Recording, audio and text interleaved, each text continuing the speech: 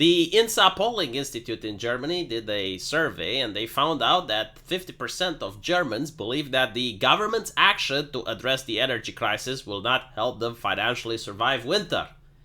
Well, maybe you shouldn't have voted for the Green Party then, and maybe your politicians shouldn't have had two major pipelines going all the way from Russia into your nation.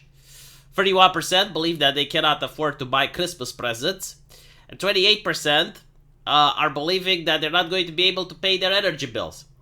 And while this is happening, you have climate activists in Germany blocking roads and gluing themselves to historical paintings.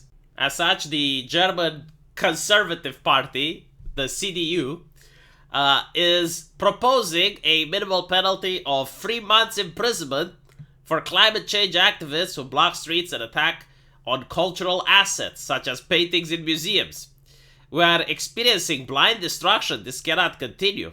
Right, so this is the dumbest thing that I have ever heard. First of all, the climate activists are just going to find different ways in order to do the activism that enrages the public, but at the same time doesn't include in blocking roads and vandalizing paintings. Secondly, nothing brings more votes to the CDU and away from the Green Party than these climate protesters. Like, the idea that an average person who's not politically oriented would end up being late for work because these chucklehead activists are blocking his way, he's then going to go like, you know what, I'm going to vote Green now. I mean, yeah, these activists really have a point. I mean, holy shit, my eyes are open now. No, obviously, the opposite happens. Right? Like they're going to see who's blocking their road. Like, who are these chuckleheads? Oh, these are the activists. How can I piss them off? Because they pissed me off a lot. I mean, they stood between me and my ability to go to work. Oh, which party do they not like? The CDU. Oh, I'm going to vote for these motherfuckers just to piss off the activists. Like, this is literally what happens.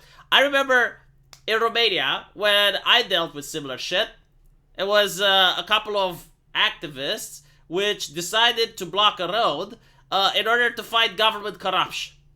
Now, I had to go somewhere, and these morons were in front of me, right? Possessing the blockage.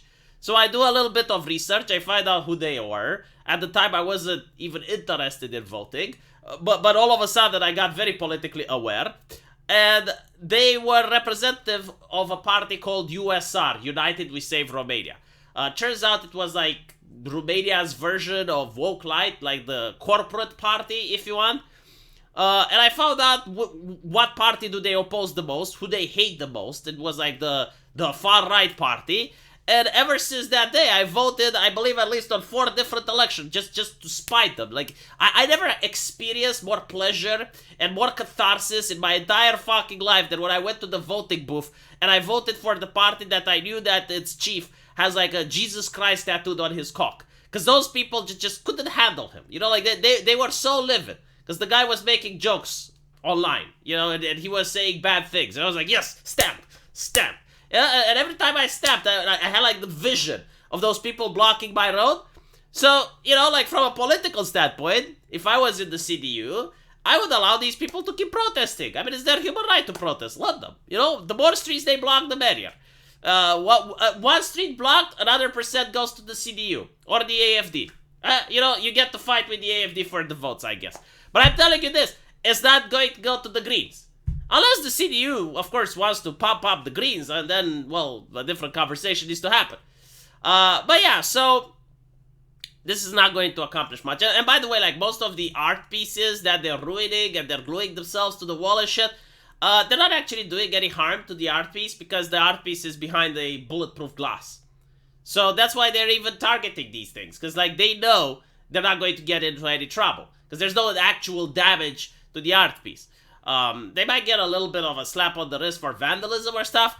And by the way, like, if you, like, legitimately wanted to tackle these people, like, you legit want to get to the bottom of it, like, you would have to detain them and give them a choice between 3 months in prison or saying where their funding comes from. Like, who funds them? Who gives them money, right? And when you find out who gives the money, then you can find out, like, who's responsible for all these dumb protests and whatnot. But in my opinion, like, yeah, blocking the roads, if you're like 10 or 20 people and you decide to block a road, Yeah, that should actually carry a penalty in prison. You know, it's one thing when you have like a big protest with 1,000, 10,000 people, that's grassroots. And it's another thing when you have like some God knows what rich fuck hiring 20 chuckleheads in order to block a highway. I think like there should be a little bit of a difference from a legal standpoint between those two. But anyway, right, let me know what you guys think. And as usual, I will see you in the comment section. And if you want to support the channel, of course, there's a link into the pinned comment. I'm not only like Elon Musk, I can't force you to pay $8.